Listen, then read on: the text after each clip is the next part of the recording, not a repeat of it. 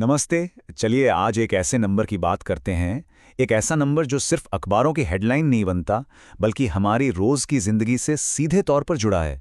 जी हाँ, हम बात कर रहे हैं कंज्यूमर प्राइस इंडेक्स, या जिसे हम सब सीपीआई कहते हैं। अच्छा, कभी सोचा है कि बाजार में सब्जियों और राशन के दाम हर हफ्ते क्यों बदलते रहते हैं? मतलब ऐसा क्यों लगता है कि कीमतें लगातार ऊपर नीचे हो रही हैं? और ये सवाल तो शायद हम सबके मन में आता होगा कि जो सैलरी बढ़ी है, क्या वो वाकई बढ़ती महंगाई को टक्कर दे पा रही है? तो फिर सवाल ये है कि आखिर इतने बड़े देश में कीमतों में हो रहे इन सारे बदलावों पर नजर रखता कौन है? और रखता है तो कैसे? तो चलिए इसी पहेली को सुलझाते हैं। देखिए, इन सारे सवालों का जवाब ना एक ही नाम में छिपा है, और वो है कंज्यूमर प्राइस इंडेक्स, यानी सीपीआई। आप इसे महंगाई मापने वाला एक थर्मामीटर भी समझ सकते हैं। तो आखिर ये सीपीआई है क्या? देखिए, ये एक इकोनॉमिक इंडिकेटर है जो ये मापता है कि हम और आप जैसे आम लोग अपनी ज़रूरत की चीज़ों और सर्विसेज के लिए पहले के मुकाबले अब कितनी ज़्यादा या कम कीमत दे रहे हैं। एकदम आसान भाषा में कहें तो ये हमारे जीने के खर्च में जो बदलाव आ रहा है ना, बस उसी को ट्रैक करता है।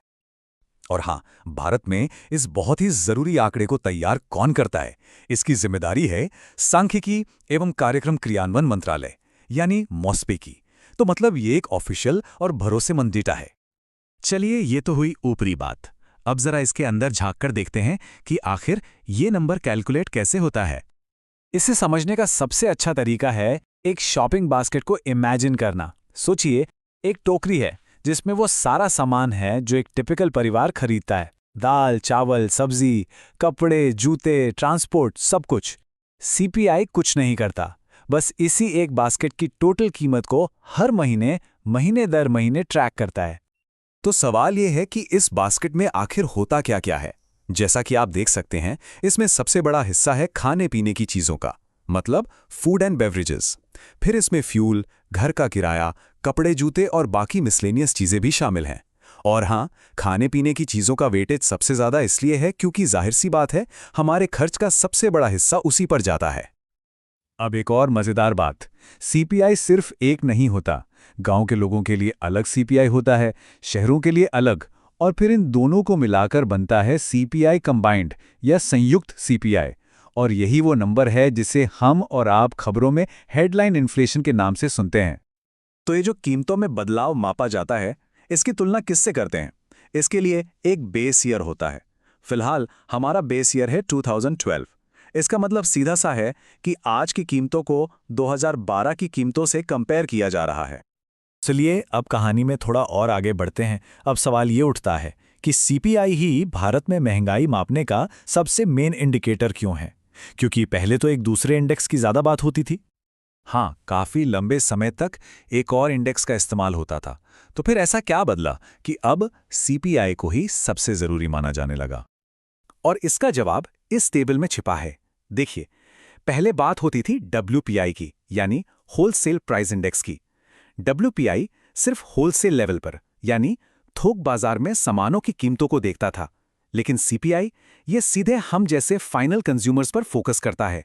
और सबसे बड़ा फर्क यह है कि सीपीआई में सामान के साथ साथ सर्विसेज, जैसे कि ट्रांसपोर्ट, एजुकेशन, हेल्थ केयर, ये सब भी शामिल हैं। यही वजह है कि आरबीआई अपनी मॉनेटरी पॉलिसी बनाने के लिए सीपीआई को ही देखता है, क्योंकि ये महंगाई का असल असर हम पर दिखाता है। तो ये सिर्फ एक नंबर नहीं है। अब देखते हैं कि इस एक नंबर का असल दुनिया में हमारी जिंदगी पर और देश की इकोनॉमी पर क्या और कैसे असर पड़ता है। देखिए, सीपीआई के कम से कम 4 बहुत बड़े काम हैं। सबसे पहले तो यही देश की ऑफिशियल महंगाई दर तय करता है। दूसरा, इसी के आधार पर सरकारी कर्मचारियों की सैलरी, पेंशन और बाकी लोगों की मजदूरी में बढ़ोतरी तय होती है।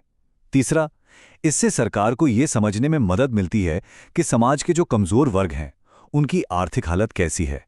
और चौथा, जो सबसे अहम है, जैसा हमने पहले भी कहा, यह आरबीआई की मॉनेटरी पॉलिसी का बेस बनता है। यहां एक और टर्म समझना जरूरी है, कोर इन्फ्लेशन। अब ये क्या है? देखिए, खाने पीने की चीजों और फ्यूल के दाम बहुत तेजी से ऊपर नीचे होते हैं, है ना? तो जब हम सीपीआई के आंकड़े में से इन दो चीजों को हटा देते हैं, तो जो नंबर बचता है उसे कहते हैं कोर इन्फ्लेशन। आरबीआई इसे बहुत ध्यान से देखता है ताकि महंगाई का लॉन्ग टर्म ट्रेंड समझ सके। तो कुल मिलाकर कहानी क्या है? सीपीआई सीधे सीधे हमारी जेब पर असर डालता है, मतलब हमारी परचेजिंग पावर पर। ये सरकार की पॉलिसीज और सोशल सिक्योरिटी स्कीम्स को गाइड करता है, और ये पूरी इकोनॉमी में एक बैलेंस बनाए रखने वाला एक बेहद जरूरी टूल है।